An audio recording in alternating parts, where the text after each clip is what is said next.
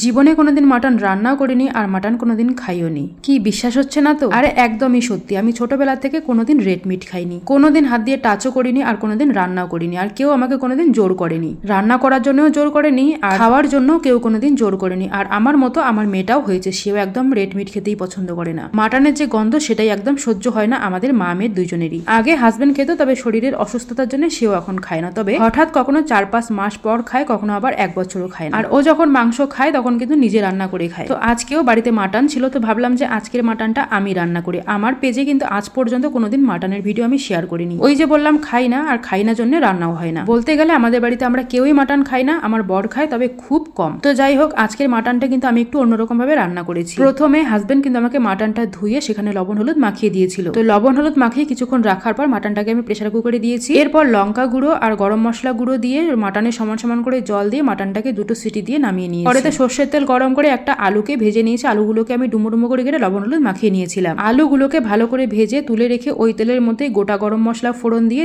দিয়েছি পেঁয়াজ কুচি। পেঁয়াজটাকে একটু লাল করে ভেজে নিয়ে এরপর দিয়েছি আদা রসুন বাটা দিয়ে একটু ভেজে নিয়ে এরপর সেদ্ধ মাংসগুলোকে জল ছাড়া দিয়ে দেবো। আর মাটন সেদ্ধ করা জলটা কিন্তু রেখে দেবো, সেই জলটাই আমাদের পরে লাগবে। তো মাটনের সঙ্গে দিয়েছি 2টো গোটা রসুন, ঝাল বুঝে কাঁচা লঙ্কা, আরো একটু লঙ্কা গুঁড়ো, হলুদ গুঁড়ো দিয়ে দিয়েছি। এরপর মাটনটাকে কিছুক্ষণ কষিয়ে নিয়েছি। যখন নিচের দিকে একটু লেগে যাচ্ছিল তখন কিন্তু মাটন সেদ্ধ করা জলটা অল্প অল্প করে দিয়ে মাটনটাকে কিছুক্ষণ কষিয়ে নিয়েছি। এরপর ভাজা আলু আর একটু টক দই, সাথে কিন্তু একটু ভাজা জিরে গুঁড়ো দিয়েছিলাম, সেটা দিয়ে ভালো করে কষিয়ে নিয়েছি।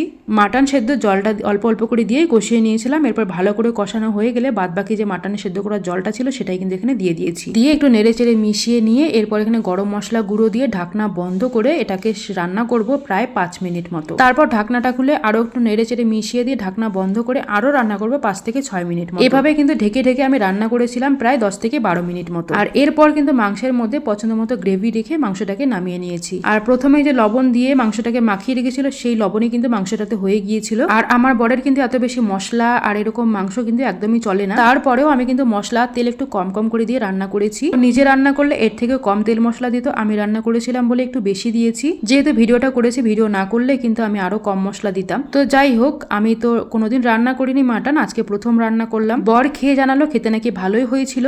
আমার মেয়ে তো 1 ফোঁটা ঝোলও মুখে দেয়নি, আর আমি তো খাইই না। আর আমার বর কিন্তু একবারে 3-4 টুকরোর বেশি মাংস খায় না, ওর খাওয়াটাও ঠিক হয় না। তাও আজকে আমি রান্না করেছি বলে বাটি ভর্তি করে দিলাম। তো যাই হোক, বর তো খেয়ে জানালো খেতে নাকি ভালোই হয়েছিল। তোমরা কিন্তু অবশ্যই বাড়িতে এভাবে একবার ট্রাই করে দেখো। আর রেসিপিটা তোমাদেরকে কেমন লাগলো কমেন্টে কিন্তু আমাকে অবশ্যই জানিয়ে দিও।